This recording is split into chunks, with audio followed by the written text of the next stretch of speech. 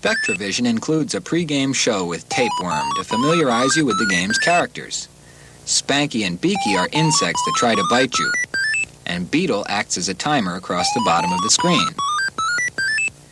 Here's Slinky, or Tapeworm, heading for his first bean. As soon as he gobbles it, another appears at random on the playfield. Slinky must get to each bean before Beetle reaches the fruit on the right side of the screen. Otherwise, penalty beans are added to the field. And you don't want that, because each bean he devours adds another segment to his body, making him that much harder to maneuver.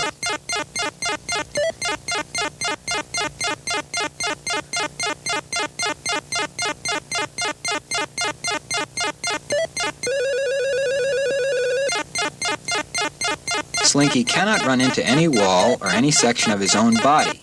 Therefore, when his body is blocking direct access to a bean, Slinky must take a circuitous route to avoid his own tail. When the bean counter reaches 0, head for the fruit that appears on the top or bottom edge of the screen. The second wave sets up automatically. This time, Slinky cannot hit the added hazard in the center of the screen. Instead, you must maneuver him around it.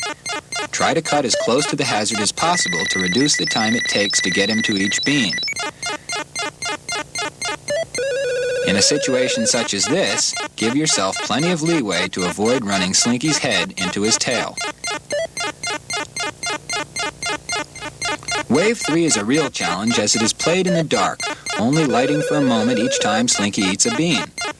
With a little practice, you can learn to take the most direct route to the next bean while it is still light. But you must also be able to judge how many beeps you are away from making a turn so that you can do it in the dark.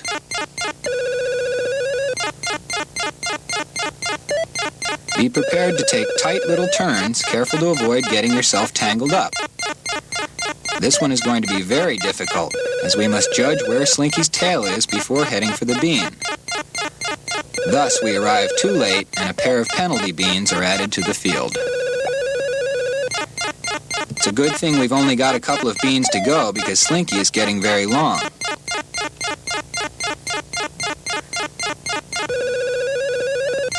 After this next bean, watch for the fruit and go for it.